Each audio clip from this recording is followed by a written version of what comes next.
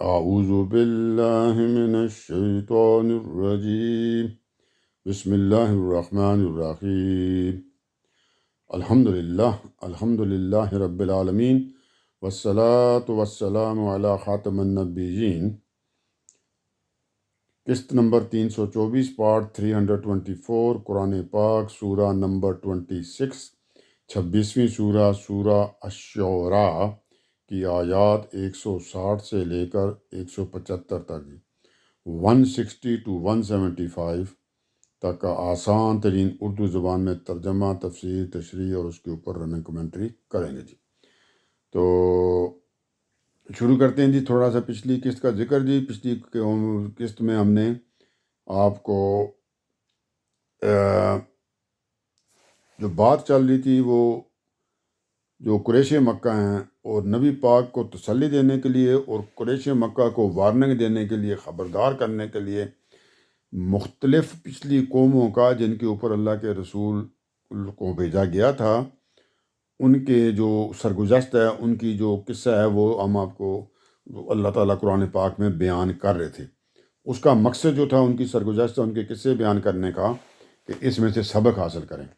وہ جو آج کے قریش مکہ ہیں کہ پچھلی جو قومیں تھیں جنہوں نے اپنے رسول کی دعوت کو جھٹلا دیا تھا، ان کے ساتھ کیا سلوک کیا گیا تھا جی، کس طرح ان کے اوپر اللہ کا عذاب آیا۔ تو اسی سلسلے میں مختلف قوموں کے قصے بیان کیے گئے، اور آخری جو قصہ پچھلی قسط میں بیان کیا گیا تھا وہ تھا جی قوم سمود کا، جن کے اوپر صالح علیہ السلام کو اپنا رسول بنا کر بھیجا گیا تھا جی، اور کس طرح پھر آخر میں ان کے اوپر بھی ان کو عذاب نے آ پکڑا جب انہوں نے ان کی بات نہیں مانی، اور پھر اللہ تعالیٰ نے اپنا مہربانی بھی پہلے ظاہر کی کہ کتنا عرصہ تک ان کے یاد آنے کے لیے رسول بھیجے تھے، اور آخر میں پھر اپنا زبردست ہونا ظاہر کیا جب ان کے اوپر عذاب آ گیا۔ تو اب اسی سلسلے میں سمجھ لیں نبی پاک کی کو تسلی دینے کے لیے، قوم قریش والوں کو خبردار کرنے کے لیے، اب قوم لوط کا جو سرگزشت ہے جی، لوط علیہ السلام کی سرگزشت، یا ان کی قوم جس کی طرف وہ گئے تھے، ان کا قصہ اب یہاں پہ بیان کیا جائے گا سبق حاصل کرنے کے لیے۔ تو شروع کرتے ہیں جی یہاں پہ۔ تو آیت نمبر ہم نے 160 سے 175 تک کرنا ہے۔ 160 کی ہم تلاوت کرتے ہیں عربی میں، پھر ترجمہ تفسیر، اور اگلی آیتوں کی ہم صرف ترجمہ اور تفسیر کریں گے جی۔ تو شروع کرتے ہیں۔ اللہ تعالیٰ فرماتے ہیں جی، بسم اللہ الرحمن الرحیم، کذبت قوم لوط المرسلین۔ ٹھیک ہے جی، اگلی آیت بھی پڑھ لیتے ہیں۔ اذ قال لہم اخوہم لوط الا تتقون۔ ٹھیک ہے جی، بالکل سیم جس طرح پچھلی کچھ رسولوں کے قصے سٹارٹ ہوئے ہیں، یہاں بھی بالکل سیم سٹارٹ ہو رہے ہیں۔ الفاظ بھی سیم ہیں، میں نے بھی سیم ہے، تفسیر بھی سیم ہے۔ تو میں اب تھوڑی کم باتیں یہاں پہ بیان کروں گا کیونکہ پچھلوں سے سیم ہی آ رہی ہیں، تو اتنی تفسیر ضروری نہیں کہ میں کروں، پھر بھی زیادہ کر دوں گا، تھوڑی سی کمی شاید ہو جائے۔ تو یہاں جی پہلی بات کہ جی کذبت قوم لوط المرسلین، ترجمہ اس کا یہ جی، اللہ تعالیٰ فرماتے ہیں لوط کی قوم نے بھی رسولوں کو جھٹلا دیا۔ تو اب پہلی بات اللہ تعالیٰ نے فرمایا لوط کی قوم نے بھی۔ اب لوط کی قوم کے اوپر تو صرف لوط آئے تھے، لوط علیہ السلام آئے تھے، تو انہوں نے رسولوں کو جھٹلا دیا۔ اس سے کیا مراد ہے، یہ پیچھے ہم 2-3 دفعہ ڈسکس کر کے آ گئے ہیں کہ ایک رسول کو جھٹلانا سب رسولوں کو جھٹلانے کے مترادف ہے۔ تو اللہ تعالیٰ نے یہ کہہ کر کے ان کی قوم نے رسولوں کو جھٹلا دیا، مطلب کہ اگرچہ انہوں نے لوط کو جھٹلایا ہے لیکن سب کو جھٹلا دیا۔ تو کوئی اس سے فرق نہیں پڑتا کہ یہاں جمع کا صیغہ استعمال ہوا ہے، کہ یہ اسی معنی میں آتا ہے کہ رسولوں کو، ایک رسول کو جھٹلانا گویا سب رسولوں کے جھٹلانے کے مترادف ہے۔ تو بہرحال ان کی قوم نے کیا کیا تھا، لوط کو جھٹلایا تھا۔ تو اس کو بھی اسی طرح سمجھیں گے جیسے سب کو جھٹلا دیا۔ ایون آج کے دور میں بھی ہم اللہ کے کسی رسول کو جھٹلا دیں تو اس کا مطلب یہ ہوگا کہ ہم نے سب رسولوں کو جھٹلا دیا جی۔ ٹھیک ہے جی، تو اب اس کا بات کلیئر ہو جائے گی، لوط کی قوم نے بھی رسولوں کو جھٹلا دیا۔ اب یہ تھوڑا سا تعارف کرا لیں جی لوط علیہ السلام کا اور ان کی قوم کا جی۔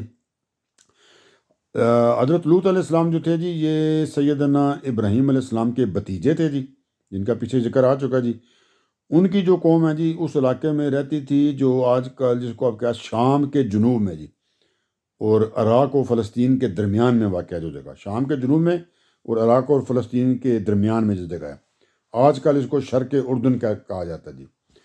تو بائبل میں بھی اس کا ذکر ہے جی، اس واقعے کا بھی اور اس جگہ کا بھی، لوط علیہ السلام کا۔ تو بائبل میں ان کے سب سے بڑے شہر کا نام سدوم بتایا گیا۔ صدوم اردو میں لکھا تو سڈوم SODOM سڈوم، تو اسی لیے یہ جو فیل کرتے ہیں اس کو سوڈومی بھی کہا جاتا ہے۔ اچھا، لوط علیہ السلام کا جو تعلق ہے جی اس قوم کے ساتھ اسی طرح کا تھا۔ اب یہ ڈائریکٹ قوم اس قوم کے فرد نہیں تھے، مطلب ٹھیک ہے جی، کہا تو یہی گیا کہ بھائی جب کہ ان کے بھائی لوط کو ان سے کہا کہ بھیجے گئے تھے، لیکن یہ ڈائریکٹ اس قوم کے فرد نہیں تھے، انڈائریکٹلی بن گئے تھے۔ وہ کس لیے جی؟ کہ ان کی شادی یہاں پہ ہوئی تھی جی، ان کے اندر جو مطلب سمجھیں کہ ان کی بیوی جو تھی وہ اس قوم کی فرد تھی جی، ٹھیک ہے جی۔ تو یہ جو جس طرح حضرت موسیٰ کا جو تعلق تھا قوم فرعون کے ساتھ تھا کہ ان کی جو شادی تھی وہ ان کے ساتھ ہوئی تھی، تو اسی طرح ان کی بیوی کا آگے ذکر جیسے اسلوب میں بیان ہوا ہے، تو اس سے بھی یہی بات نکلتی ہے کہ ان کی شادی اس قوم کے اندر ہوئی تھی، یعنی لوط علیہ السلام کی جو بیوی تھی وہ جو قوم لوط جس کو ہم کہتے ہیں ان کا وہ فرد تھی، ٹھیک ہے جی۔ تو اس لحاظ سے کیوں جب ان کی شادی ہوگی تو وہ بھی اب اسی قوم کے ایک فرد بن گئے، تو اس لیے اللہ تعالیٰ نے فرمایا کہ لوط کی قوم نے بھی رسولوں کو جھٹلا دیا، جب کہ ان کے بھائی لوط نے ان سے کہا کہ ان کے بھائی لوط نے، جب کہ ان کی قوم کے ایک فرد نے، تو قوم کے ایک فرد یعنی لوط نے، تو لوط علیہ السلام ان کی قوم کے فرد بنے تھے، اپنی بیوی کے تھرو سے بنے تھے، ٹھیک ہے جی، ورنہ وہ اس قوم سے نہیں تھے، وہ حضرت ابراہیم کے بھتیجے تھے جی۔ بات کلیئر ہو گئی؟ تو اب دوبارہ پڑھتے ہیں اور اگلی بات پہ چلتے ہیں۔ لوط کی قوم نے بھی رسولوں کو جھٹلا دیا، یعنی لوط کو جھٹلایا، تو سب رسولوں کو جھٹلایا، جب کہ ان کے بھائی لوط نے ان سے کہا، جب کہ لوط علیہ السلام جو ان کے اندر ہی سے تھے کہ شادی کی بنا پر کہ ان کے اندر انہوں نے شادی کی تھی، تو انہوں نے ان سے کہا، مطلب ان کو دعوت دی، کیا دے جی؟ ترجمہ آپ، تو انہوں نے کہا جی کہ الا تتقون، کیا تم ڈرتے نہیں ہو؟ تو ان کے بھائی لوط نے ان سے کہا کیا تم ڈرتے نہیں ہو؟ بالکل وہی ہے جو پچھلی 2-3 جگہ پہ ہم بیان کر کے آ گئے، جب دوسرے رسولوں کا ذکر کیا تھا کہ کیا تم ڈرتے نہیں ہو، کہ تمہیں ڈر نہیں لگتا مطلب اللہ سے، یا تم جو کرتوت کر رہے ہو کہ تم اللہ سے ڈرو کہ یہ کرتوت تو صحیح نہیں ہے، تو یہ بات یہاں پہ ہے۔ تو سوالیہ انداز میں کہا کیا تم ڈرتے نہیں ہو؟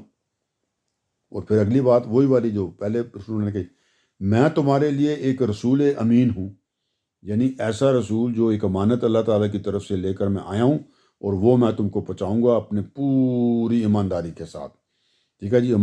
کیا امانت کیا تھی جی؟ کہ اللہ تعالیٰ کی طرف سے یاد دہانی جو کرائی جا رہی ہے اپنے رسول کے تھرو، کہ وہ یاد دہانی، ایمان کی یاد دہانی، توحید کی یاد دہانی، اچھے اور برے کی یاد دہانی، ٹھیک ہے جی۔ تو وہ کہ میں دعوت وہ لے کر آیا ہوں تمہیں ایمان کی طرف لے کر جانے کی، ٹھیک ہے جی۔ تو کیونکہ میں ایک امین رسول ہوں تو میں اپنی وہ امانت جو ہے پوری ایمانداری کے ساتھ تمہیں پہنچاؤں گا۔ تو پھر کیا کرو تم لوگ جی؟ تو انہوں نے فرمایا لوط علیہ السلام نے اپنی قوم سے، اس لیے اللہ سے ڈرو اور میری بات مانو بھی، کیونکہ میں یہ کام کے لیے آیا ہوں، تو اللہ سے تم ڈرو اور میری بات مان لو، تمہارا فائدہ ہے اس میں، ٹھیک ہے جی۔ مطلب انہوں نے اب ان کو خبردار کر رہے ہیں، انذار کر رہے ہیں، ان کو بشارت کر رہے ہیں، نتائج بتا رہے ہیں کہ اگر نہیں مانو گے تو پھر پرابلم ہو جائے گی، تو اس لیے اللہ سے ڈرو اور میری بات مان لو۔ ترجمہ، اس لیے اللہ سے ڈرو اور میری بات مانو۔ اور پھر اس کے اندر انہوں نے فردر اپنا وہ سمجھانے کے لیے کہ میرا کوئی ذاتی تو مسئلہ اس کے اندر نہیں ہے کہ مجھے کوئی تم سے کچھ لینا ہے، تو آگے فرمایا میں اس پر تم سے کوئی صلہ نہیں مانگتا، میں تمہیں یہ نہیں کہتا کہ تم میرے کو افسر بنا لو، بڑا بنا لو، سردار بنا لو، پیسے دو، مال دو، دولت دو، کسی چیز میں مجھے شریک کر لو، میں تم سے کچھ نہیں مانگتا، اس پر تم سے کوئی صلہ نہیں مانگتا۔ تو کیوں نہیں مانگتے جی؟ کیا وجہ جی؟ وہ آگے بتا دیا انہوں نے جی، ترجمہ، میرا صلہ تو اللہ رب العالمین کے ذمے ہے، کہ مجھے تو جس نے میری ڈیوٹی لگائی ہے، مجھے کام پہ بھیجا ہے، میں اس کام پہ آیا ہوں، تو اس کا صلہ تو مجھے اللہ تعالیٰ نے دینا ہے، مجھے اللہ نے بھیجا ہے تو میں نے اللہ تعالیٰ سے صلہ لینا ہے، تو میں نے کیا صلہ دینا، تم مجھے کیا دے سکتے ہو؟ تو جو میرا سمجھ لیں آج کے دور میں امپلائر ہے، میں تو امپلائی ہوں، میں نے تو اپنے امپلائر سے پیسے لے لینے، جو بھی لینے، میں سمجھانے کے لیے بات کر رہا ہوں، تو صلہ مجھے وہاں سے ملے گا، اور وہ جو صلہ ملے گا آپ کو پتہ ہے وہ پیسے ویسے والوں کی تو بات ہی کوئی نہیں، وہ تو اللہ کی رحمتیں ملیں گی بس۔ تو ان کا جی میرے لیے تو وہ ہے، میں تو ادھر سے لینا، تمہارے پاس تو کوئی اس طرح کی چیز نہیں جو تم مجھے دو، تم مجھے کیا دے دو گے؟ تو میں تم سے کوئی مانگتا بھی نہیں ہوں، پہلی بات یہ، میں تو تمہارے فائدے کی باتیں اللہ تعالیٰ نے مجھے بولا ہے، میں آپ کو سمجھانے کے لیے آ گیا جی، اور پوری امانت کے ساتھ سمجھاؤں گا جی، ٹھیک ہے جی۔ پیچھے ہم تفسیر کافی کر چکے ہیں، تو تھوڑی میں نے شارٹ رکھی یہاں پہ بات، آگے چلتے ہیں۔ اب آپ کو پتہ ہے کہ ان کی قوم کے مسائل کیا تھے، کیا مسئلہ تھا، وہ کیا کس چیز میں پڑے ہوئے تھے، تو آگے اب انہوں نے اس کی طرف ان کو اشارہ کر دیا، کیا کہا جی، وما اسألکم علیہ من اجر، یہ تو وہ تھا کہ بھئی میرا صلہ تو رب العالمین کے طرف، آگے جب ان کے جو جو جس چیز سے ان کو وہ روکنے کے لیے آئے تھے، وہ اس کی بات شروع کر دی. فرمایا جی اتاتون ذکرانا من العالمین. تو کہتے ہیں جی اللہ کے بندو میری بات سنو. کیا بات ہے جی؟ ترجمہ. اب ترجمہ کرتے ہیں. یہ تھوڑی سی بریکٹ کی بات تھی کہ اللہ کے بندو کچھ ڈرو، کچھ سنو، میری بات میں تمہیں سمجھا رہا ہوں. کیا جی؟ خدا کے بندو کیا. اب ترجمہ صرف خالی کرتا ہوں. کیا تم دنیا کے لوگوں میں سے مردوں کے پاس جاتے ہو اور تمہارے پروردگار نے تمہارے لیے جو تمہاری بیویاں پیدا کی ہیں انہیں چھوڑ دیتے ہو؟ ٹھیک ہے جی. کیا کہا جی؟ دوبارہ ترجمہ کرتا ہوں. اب میں تھوڑے سے جو بریکٹ والی چیزیں ساتھ ایڈ کر دوں گا، پھر آپ کو سمجھنا آسان ہو جائے گا. لیکن جب یہ عربی والوں کو عربی کے ساتھ بولے تو وہ آٹومیٹک سمجھ جاتے ہیں. لیکن کیونکہ ہمارا تو اس کے ساتھ سسٹم نہیں ہے نا، کچھ باتیں جو ہم خود سمجھ جائیں گے یہاں پہ یہ جو بات کہی جا رہی ہے اس کا مطلب کیا ہے، تو وہ چیزیں آٹومیٹک سمجھنے والی ہوتی ہیں، تو ان کو کہنا ضروری نہیں ہوتا. تو اب وہ عربی میں تھیں تو عربی والوں کے ساتھ تھیں تو وہاں پہ کہنے کی ضرورت نہیں تھی. لیکن ہم تو عربی دان نہیں ہیں تو ہمیں پھر وہ ساتھ ایکسٹرا کر کے بتانی پڑتی ہیں بریکٹ میں. ڈائریکٹ معنی میں نہیں ہوتی، وہ آلریڈی انڈرسٹوڈ ہوتی ہیں. وہ کیا جی؟ تو اب انہوں نے کیا کہا جی ان سے لوط علیہ السلام نے. اب وہ بریکٹ والی باتیں ملا کے ترجمہ کرنے لگا ہوں. انہوں نے کہا جی خدا کے بندو کیا تم شہوت رانی کے لیے، اپنی خواہش پوری کرنے کے لیے نفسانی، دنیا کے لوگوں میں سے کہ جو دنیا میں جو بھی اپنا یہ جنس ہیں کہ دنیا کے لوگوں میں سے مردوں کے پاس جاتے ہو؟ کہ تم مردوں کے پاس جاتے ہو، مطلب مردوں کو ہی کہا جا رہا ہے کہ تم مردوں کے پاس جاتے ہو، اور تمہارے پروردگار نے تمہارے لیے جو تمہاری بیویاں پیدا کی ہیں انہیں چھوڑ دیتے ہو بھی. ٹھیک ہے جی. اب اس کو سمجھتے ہیں ذرا، کیونکہ یہ ٹیکنیکل سی بات ہوتی ہے تو اب آج کے ماڈرن دور کے حساب سے آپ کو پتہ ہے کہ یہ مسائل زیادہ ہیں، تو اسی کے حساب سے پھر بات سمجھانی پڑتی ہے. سادہ طریقے سے سمجھا دیں تو پوری طرح چیز پھر وہ واضح نہیں ہوتی، تو لوگ پھر وہ اس میں نا وہ ان کو بات کلیئر نہیں ہوتی تو وہ پھر شک میں رہ جاتے ہیں. اب یہ جو بات کی نا کہ خدا کے بندو کیا تم نفسانی خواہش کے لیے، شہوت رانی کے لیے دنیا کے لوگوں میں سے کہ جو بھی مطلب پرسن کہہ لیں ان کے مردوں کے پاس جاتے ہو؟ تو بات کن سے ہو رہی ہے؟ مردوں سے ہو رہی ہے. اس کا جو وہ سیک و سباق بتا رہا ہے کہ تم مردوں کو چھوڑ کے تو مرد جو تم لوگ ہو تم مردوں کے پاس ہی جاتے ہو، اور جبکہ تمہارے پروردگار نے تمہارے لیے جو تمہاری بیویاں پیدا کی ہیں انہیں چھوڑ دیتے ہو جی. ہے نا؟ وَتَذَرُونَ مَا خَلَقَ لَكُمْ رَبُّكُمْ مِنْ أَزْوَاجِكُمْ، بیویاں جو پیدا کی ہیں ان کو تم چھوڑ دیتے ہو.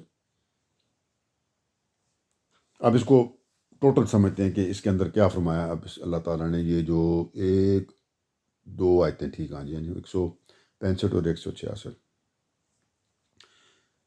مطلب یہاں پہ پہلی بات ہے جو بات جس طریقے سے سٹارٹ کی گئی ہے نا جی کہ خدا کے بندو کیا تم دنیا کے لوگوں میں سے کہ تم شہوت رانی کے لیے دنیا کے لوگوں میں سے مردوں کے یہ بات جس طرح سٹارٹ ہوئی ہے نا اس کے اندر ہی ایک طرح سے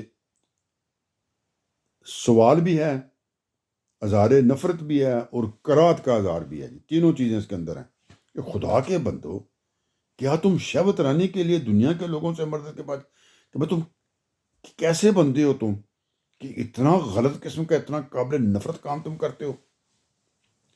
پھر اگلی جو بات سے کیا واضح ہوتی ہے کہ پروردگار نے تمہارے لیے جو تمہاری بیویاں پیدا کی ہیں انہیں چھوڑ.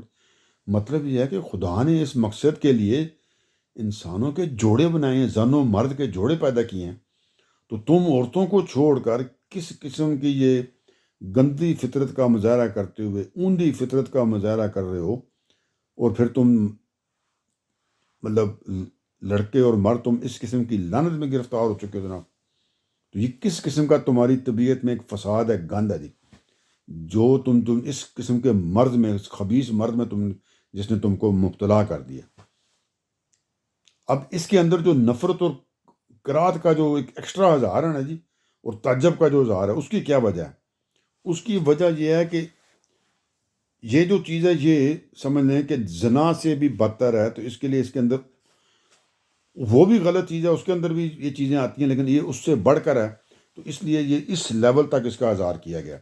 اب زنا میں کیا ہوتا ہے؟ زنا میں ہوتے تو مرد عورت نا، تو ایون دو اپنے بالکل وہ 100% غلط چیز ہے، گناہ ہے، اس کے باوجود وہ جو ایک انسان نفس کی جو انسانی ترتیب ہوتی ہے نا، انسانی جو ایک نفس ہے، تو اس کی جو بنیاد ہے، مطلب انسانی نفس کی، اس میں وہ خلل پیدا نہیں کرتا کہ انسانی نفس یہی ہے نا کہ مخالف جنس کی طرف آپ کو اٹریکشن ہوتی ہے.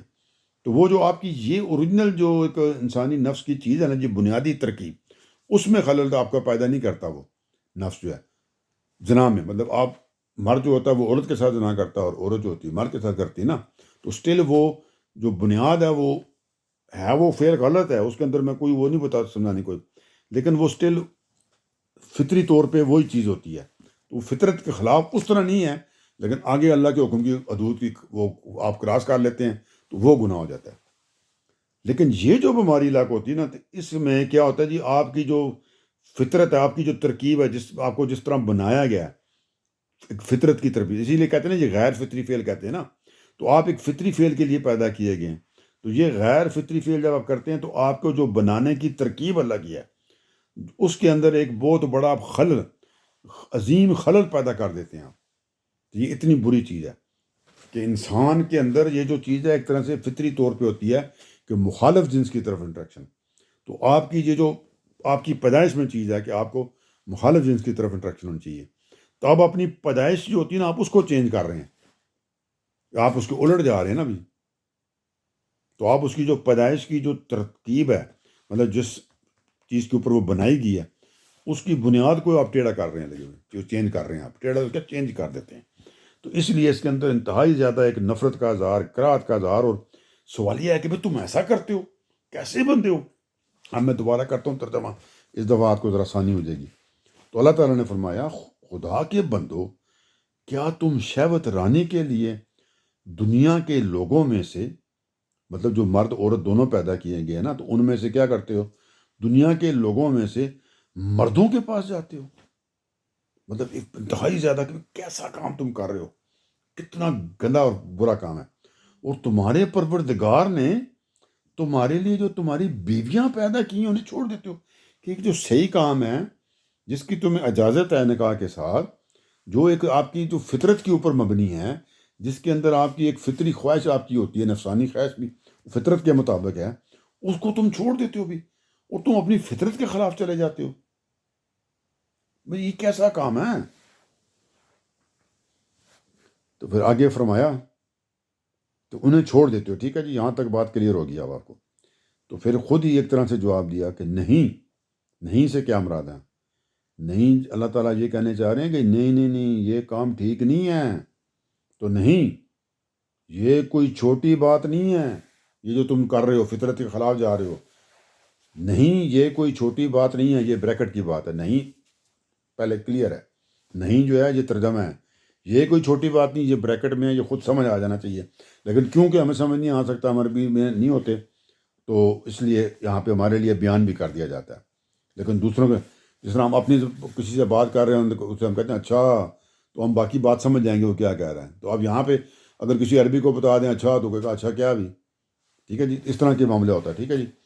تو اللہ تعالیٰ نے فرمایا نہیں، یہ کوئی چھوٹی بات نہیں ہے، بلکہ تم ایسے لوگ ہو جو حد سے گزر گئے ہو. تو اللہ تعالیٰ نے کہا یہ میں اس کو چھوٹی بات کنسیڈر نہیں کرتا ہوں، یہ بہت بڑی بات ہے جو تم اللہ کی حدود کراس کر رہے ہو. تو اس لیے تم ایسے لوگ ہو جو حد سے گزر گئے ہو، تم نے میری حدود کراس کر دی ہیں. اور اللہ کی حدود کراس کرنا تھا نا، حدود اللہ کراس کرنا، یہ بہت ہی سیریس معاملہ ہوتا ہے جی. ٹھیک ہے جی. تو اللہ نے کہا جی میں اس کو چھوٹی بات نہیں سمجھتا ہوں. تم اگر کہو جو نہیں کہ اس میں کیا فرق پڑتا ہے، نہیں، یہ تم فطرت کے خلاف جا رہے ہو. جو تمہاری ترکیب ہے اس کے اندر ایک بہت بڑا تم خلل پیدا کر رہے ہو. تو یہ کوئی چھوٹی بات نہیں میں کنسیڈر کروں گا، بلکہ میں اس کو اس طرح تمہیں ڈیل کروں گا کہ تم جو حدود اللہ ہوتی ہیں وہ ان کو تم کراس کر رہے ہو، ان کو تم توڑ رہے ہو، جو اللہ کی طرف سے حدود مقرر کی جاتی ہیں جی. مطلب ڈائریکٹ حکم، اللہ کے حکم کی خلاف ورزی ہو رہی ہے جی. اب یہ انہوں نے ان کو بتا دیا جی. ٹھیک ہے جی. اب یہ باتیں لوط علیہ السلام نے ان سے کہیں، خدا کے بندو، کیا تم شہوت رانی کے لیے دنیا کے لوگوں میں سے مردوں کے پاس جاتے ہو، اور تمہارے پروردگار نے تمہارے لیے جو تمہاری بیویاں پیدا کی ہیں انہیں چھوڑ دیتے ہو.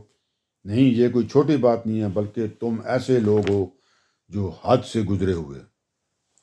آپ دیکھتے ہیں جی، اب یہ تو انہوں نے ان کو اپنا میسج دے دیا جی اور یہی اسی لیے وہ آئے تھے ان کو یہی بات سمجھانے کے لیے۔ اب دیکھتے ہیں جی آگے سے وہ لوط والے جو قوم لوط ہے وہ کیا کہتی ہے۔ اب وہ جو ان کی قوم تھی اس نے آگے سے کیا جواب دیا جی۔ وہ بولے، اب ترجمہ ہے جی، وہ بولے کہ اے لوط، وہ بولے یعنی جس قوم کو وہ سمجھا رہے ہیں وہ قوم والے اب بولے اے لوط۔ یہ سے جو ہم قوم لوط کہتے ہیں نا جی غلط ہے، مطلب اس کو ہم وہ لوگ کہتے ہیں وہ تو فلانا لوطی ہے، تو لوطی تو غلط بات ہے، لوط علیہ السلام کا نام ہے، وہ تو اللہ کے رسول ہیں، تو لوطی سے کیا مراد؟ ہم لوطی کو نیگیٹو میں کہتے ہیں، اس طرح نہیں کہ ان کی قوم کے جو لوگ تھے ایسے کہنا چاہیے۔ وہ بولے، لوط کی قوم کے لوگ بولے اے لوط، ترجمہ چل رہا ہے، ٹھیک ہے جی، اگر تم ایسی باتوں سے باز نہ آئے تو یہاں سے لازمن نکال بار کیے جاؤ گے۔ تو اب وہ جو ان کی قوم کے لوگ تھے انہوں نے کہا جی کہ یہ تم جو ہمیں روزانہ آ کے نا یہ لیکچر دیتے ہو، سمجھاتے ہو، بتاتے ہو، تو اب اگر تم باز نہ آئے نا تو پھر ہم نے تم کو یہاں سے نکال دینا جی۔ اب یہ جو الفاظ ہیں نا جی یہ ایک بات اور بھی بتا رہے ہیں۔ وہ کیا بتا رہے ہیں؟ یہ بتا رہے ہیں کہ اس قسم کی باتیں لوط علیہ السلام ان کو پہلے بھی سمجھاتے تھے، اور وہ آگے سے پہلے بھی یہ والی دھمکی دیتے رہتے تھے کہ ہم تمہیں نکال دیں گے۔ اب کی دھمکی جو ان کی دھمکی ہے اس میں فرق کیا ہے؟ اب اس دفعہ انہوں نے کیا کیا یہ لوط کی قوم والوں نے کہ دھمکی تو وہ پہلے بھی دیتے تھے، لیکن اب انہوں نے دو ٹوک طور پہ کہہ دیا کہ اب بس بہت ہو گیا، اب تو یاد ہو اب اپنا زبان بند کریں گے، ہمیں دوبارہ یہ بات نہیں کریں گے، اور اگر دوبارہ کریں گے تو اب ہم جو ہے نا جی وہ کر گزریں گے جو آپ کو بتایا ہے کہ ہم یہاں سے آپ کو نکال دیں گے۔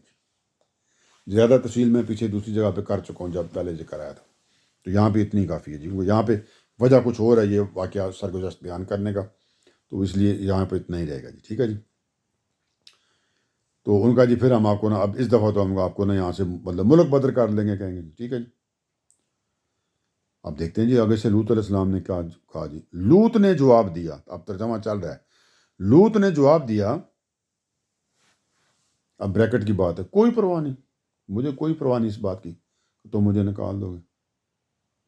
ترجمہ کرتے ہیں آگے۔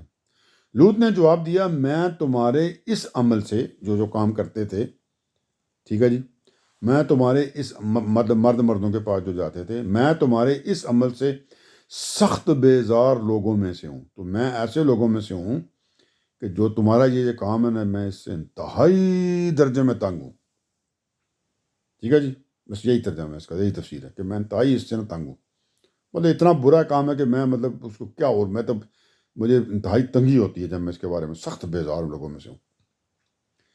ایک تو یہ ان کو بولا، اور پھر انہوں نے اب اپنے اللہ تعالیٰ سے دعا کی جی۔ تو کیا دعا کی جی؟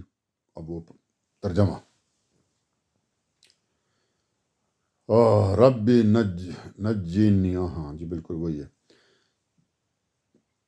تب اس نے دعا کی، یعنی لوط علیہ السلام نے دعا کی، ترجمہ جی اب اس کا کیا دعا کا، میرے پروردگار تو مجھے، یعنی اپنا بات لوط علیہ السلام کو اپنا کہہ رہے ہیں، اور میرے گھر والوں کو اس عمل کے انجام سے نجات اور فرما، اس عمل کے انجام سے نجات عطا فرما جو یہ کر رہے ہیں۔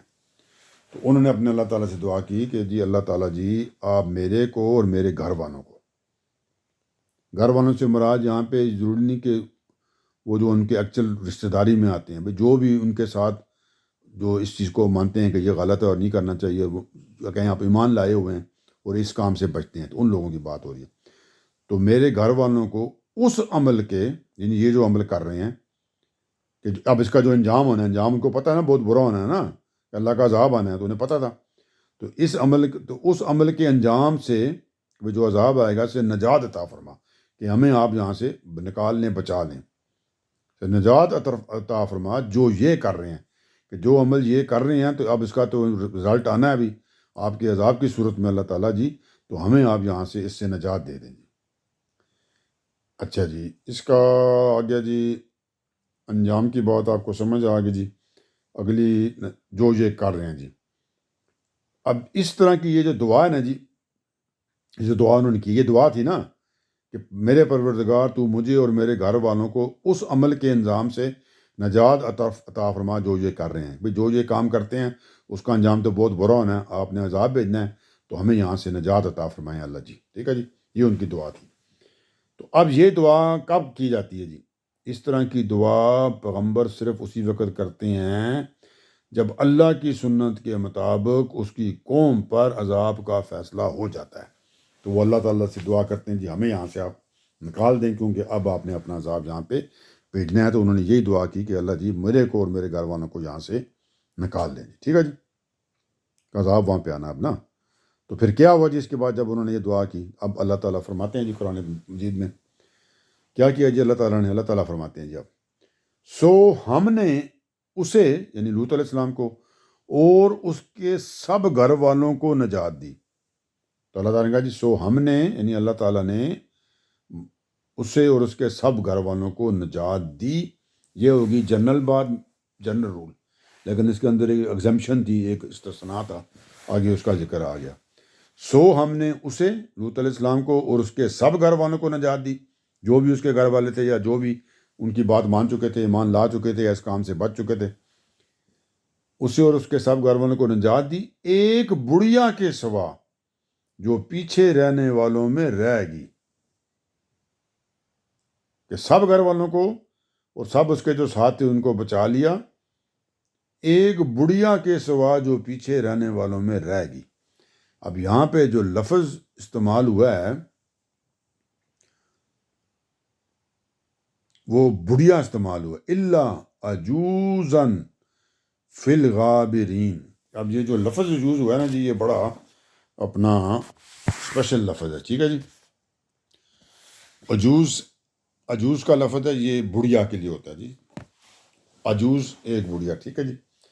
یہ بڑھیا کا کہا گیا، لیکن ہمیں اس بات کا پتہ ہے جی کہ اس سے مراد لوط علیہ السلام کی بیوی ہے جی، جو ان پر ایمان لانے کے لیے تیار نہیں تھی نا بھائی کہ یہ کام صحیح نہیں ہے، تو وہ نہ اس کو اپنے قوم کے ساتھ ملی ہوئی تھی کیونکہ وہ ان کی قوم کی فرد تھی، تو جو ان پہ ایمان نہیں لا رہی تھی۔ ایمان سے مراد اس اللہ پہ اور اللہ کی توحید پہ ایمان لانا، تو اللہ کے سارے جو برے کاموں سے بچنا اور اچھے کام کرنا، ساتھ سارا کچھ شامل ہوتا ہے نا، عمل صالح کرنا۔ تو یہ جو کام کر رہے تھے یہ عمل صالح تو نہیں تھا نا، یہ تو اس کو الٹ تھا۔ تو اس سے مراد یہ ہے کہ وہ بھی ان کے اس کام میں کوئی اس کو پرابلم نہیں تھی۔ تو اللہ تعالیٰ نے کہا جی ایک بڑھیا کے سوا، جس کا ہمیں پتہ ہے کہ جس سے مراد حضرت لوط علیہ السلام کی بیوی مراد ہے جی، جس نے ان پر ایمان نہیں لایا تھا جی۔ تو یہ بڑھیا کیوں کہا گیا جی؟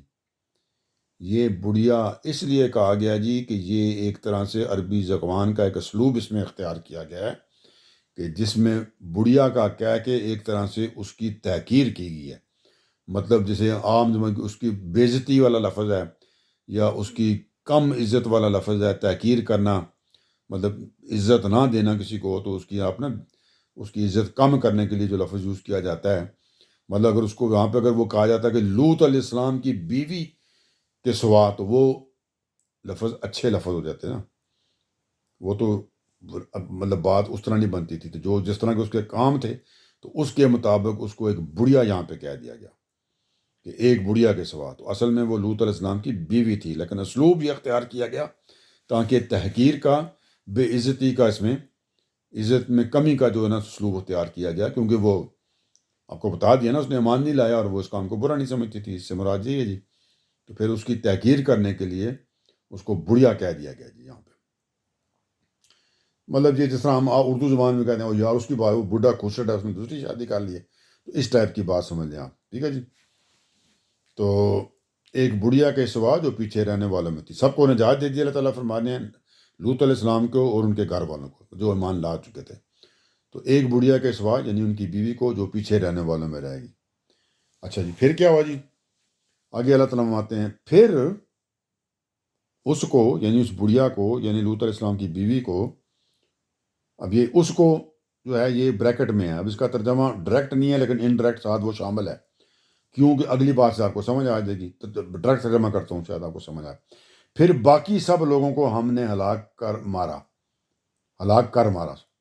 تو باقی سب لوگوں میں کون تھی؟ بڑھیا بھی تھی نا، تو اسی لیے میں نے ترجمے میں ساتھ یہ بھی بول دیا، پھر اس کو یعنی اس بڑھیا کو اور باقی سب لوگوں کو ہم نے ہلاک کر مارا، تو نہ بھی کہا جائیں اس کو تو اس میں شامل ہو جائے گی نا، باقی سب لوگوں کو، وہ پیچھے رہ گئی تھی نا تو وہ ان میں شامل ہوگی، تو چلو یہی کہہ لیتے ہیں پھر باقی سب لوگوں کو ہم نے ہلاک کر مارا، یعنی اس میں وہ بھی شامل تھی، اور کیا کیا جی، ہلاک کس طرح کیا، وہ بھی اللہ تعالیٰ نے تفصیل کر، اور ان پر مطلب جن کو ہلاک کر مارا ہولناک بارش برسا دی۔